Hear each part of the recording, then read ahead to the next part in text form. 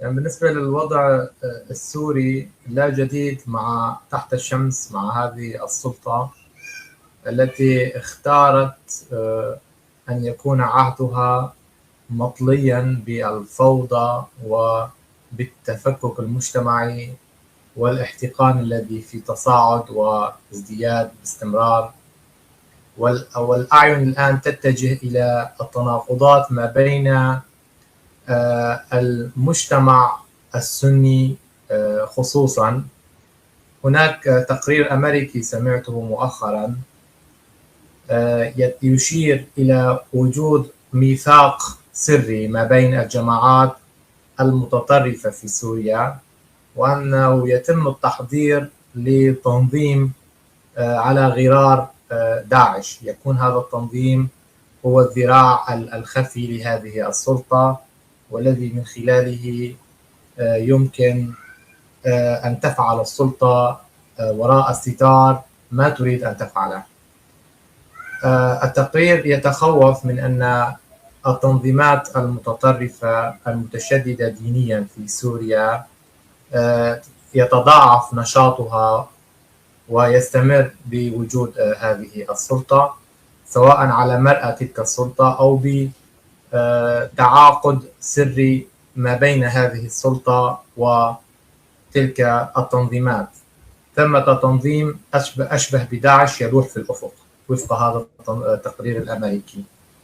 وهذه عبارة عن إشارة تحذيرية من أجل أن يتم إعادة النظر أو يتم تقييم السلطة على نحو جدي، ويتم أيضا مراقبة هذه التنظيمات وتحركاتها، حيث أن هذا التنظيم يتغذى على اللا استقرار الموجود والذي فرضته الصراعات الأمريكية والإيرانية.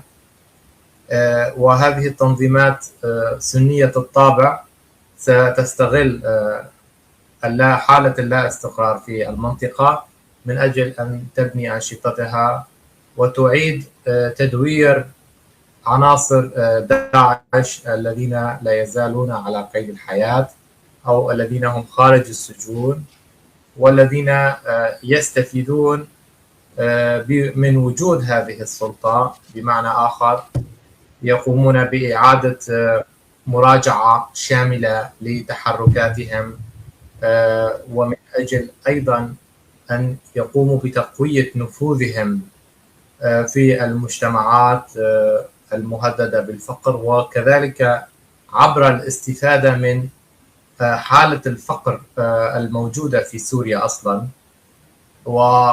ونحن لا ننكر دائما أن الفقر، أن ازدياد أو اتساع بؤر الفقر يؤدي إلى نمو التطرف. لاحظنا ذلك في العراق، لاحظنا كيف أن طبيعة المنظومة الطائفية للحكم العراقي جعلت المكون السني يتجه، خاصة نخبه الشابة، تتجه لمبايعة تنظيم داعش. وهنا أيضا نجد أن التناقض ذاته والذي أفرزته سلطة الجولاني ما بين المكون السني ذاته سيؤدي إلى نمو بؤر التطرف بالتزامن مع توسع حالة الفقر، ومع بقاء العديد من المشاكل ما بعد سقوط نظام بشار الأسد بلا حل. هذه المشاكل باقية كما هي، لا توجد معالجة، إذ كلما رأى نظام الجولاني أن ثمة احتجاج وتصاعد شعبي يقومون مباشرة بتغطية هذا التذمر وهذا الاحتقان الشعبي، وذلك من خلال إقامة بعض المحاكمات، مسرحية المحاكمات على غرار مسرحية محاكمة النظام العراقي، رموز النظام العراقي البائد. يلجأ نظام سلطة الجولاني إلى اتخاذ من مسرحيات المحاكمة، محاكمة رموز بشار الأسد، كتغطية على جرائمها وسكوتها عن كم الفساد الذي يحدث، كم جمع الأموال ووضع اليد على موارد سوريا، لأنها تعلم أن هذه السلطة أن وجودها مؤقت، وأنها يجب أن تدخر كل ما ينبغي، ما يجب أو ما تستطيع ادخاره من أجل إذا ما خرجت من الحكم أن تخرج وجيوبها ممتلئة بالمال. هذا ما استخلصته والسلطات، إن كل سلطة جديدة لا شك بأنها ستعتبر بأن كل وجودها هو مؤقت، وأنها يجب أن تستغل هذا الوجود لأقصاه من أجل أن تجمع المال وتسرق من هذا الشعب. نحن نجد أيضا أن رقعة الاحتجاجات الشعبية تصاعدت حتى في شمال شرق سوريا، في المناطق الكردية، نتيجة بعض الاتفاقات التي أجريت والتي فرضت من الجانب الأمريكي والتركي على على الجولاني، وكذلك على قوات سوريا الديمقراطية وما تبقى من قوات سوريا الديمقراطية أو ما تبقى من الإدارة الذاتية.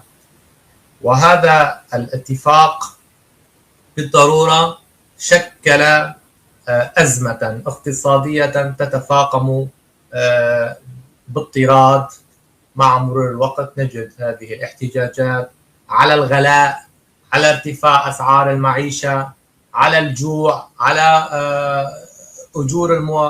على الأجور المتدنية وهلم جرا. إذا نجد أن المشهد السياسي يعيش حالة من انسداد اقتصادي معيشي وخدمي.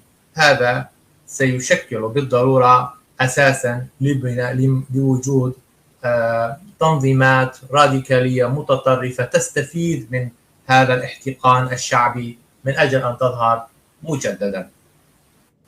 موضوع الحرائق بالساحل بالدير، منطقة الدير أو طبعا هو جزء يمكن ينظر إليها من نقطتين، من ناحيتين. الناحية الأولى أنه باعتبار وقت هو توقيت وقت صيف، والحرائق شيء شائع بكل الأماكن، خاصة بالمناطق اللي بيكون فيها غابات أكثر. ممكن واحد ينظر للموضوع من هي الزاوية، وهي الزاوية هي زاوية تمويهية. يعني ممكن صح الصيف هي وارتفاع درجات الحرارة هي أحد العوامل اللي بتسبب حرائق، ولكن كمان إذا بدنا نحكي عن وضع السوري ووضع المكون العلوي اللي عايش بهي المناطق كمكون علوي أقلياتي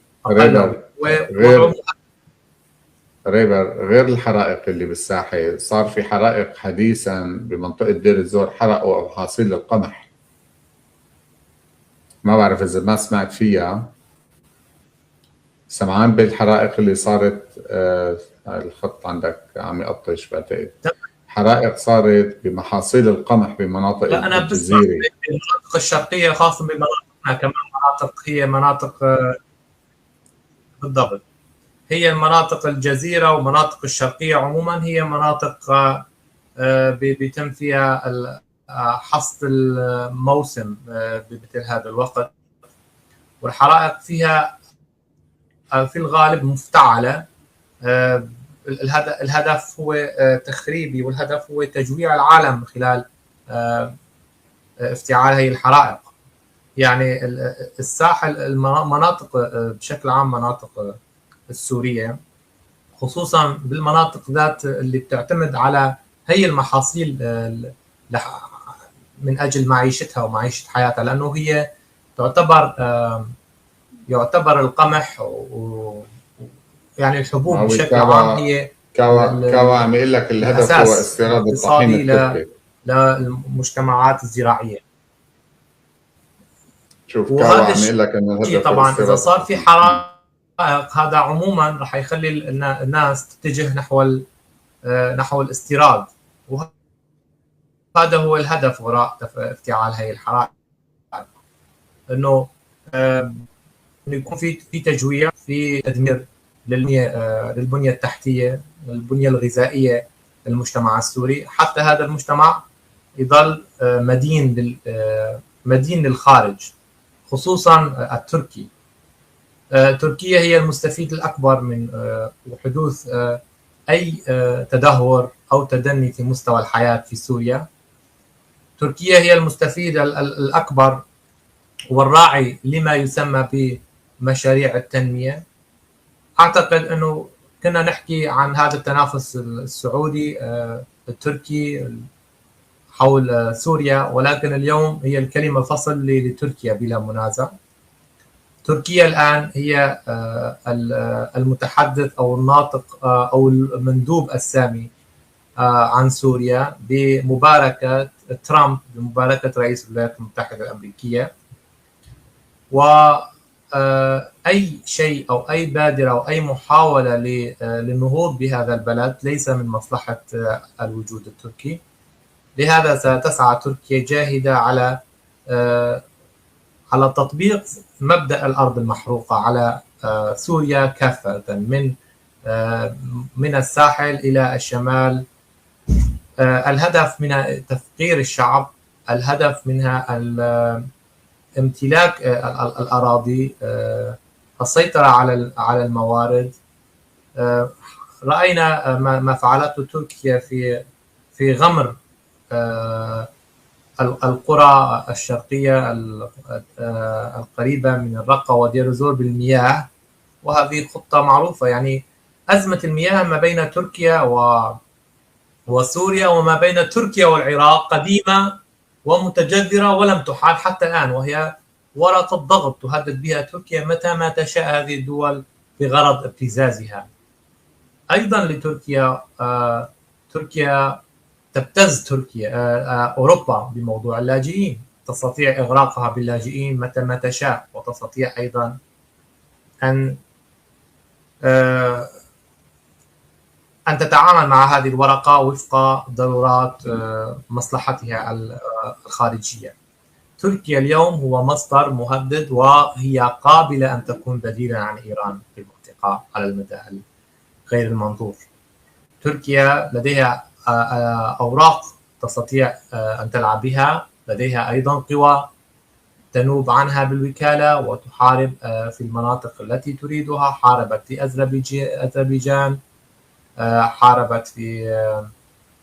حاربت أرمينيا في منطقة قرباغ، وذهبت لمحاربة طوات حفتر ليبيا. إذا لدى الأتراك قوى بالوكالة، ولديها قدرة على تجفيف المناطق التي تريدها، وعلى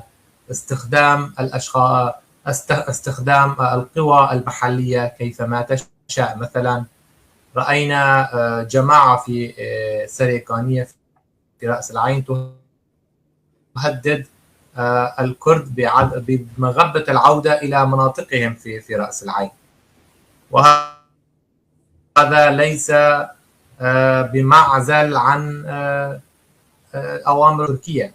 تركيا أيضا تريد أن بشكل أو بآخر أن يكون هناك تغيير ديموغرافي.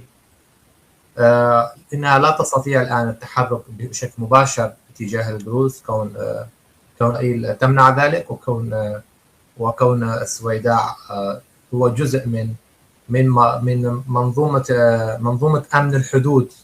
لهذا الإسرائيلية، لهذا لا تستطيع تركيا أن تتمادى وأن تحقق بعض من أغراضها في منطقة الجنوب السوري، لكنها تستطيع، ومن خلال الضوء الأخضر الذي أعطته له توم باراك، الذي كان سفيرا أمريكيا في أنقرة وبعدها أصبح حاليا هو المندوب الأمريكي في كل من سوريا والعراق. هذا يعني أن تركيا تستطيع أن تلعب ضمن هذه المساحة، وأن تمارس تمارس ما تريده ضمن صلاحياتها الواسعة التي تمدتها من وجود ترامب في الحكم.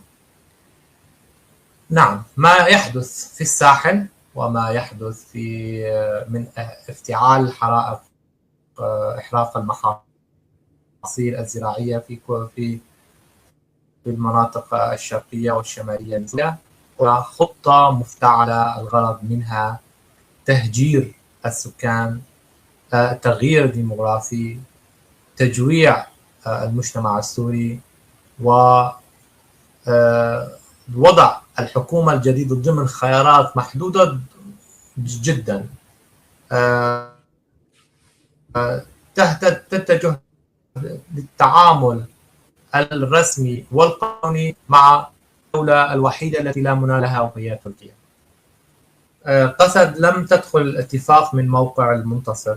هذه هي النقطة الأساسية التي أحب أن أركز عليها. لو كانت قسد ما تزال تسيطر على كامل شرق الفرات مع استمرار الدعم الأمريكي الكامل، فمن غير المرجح أنها كانت ستقبل اندماجا بهذا المستوى. الاتفاق جاء بعد تغير ميزان القوى وليس نتيجة تغير إيديولوجي.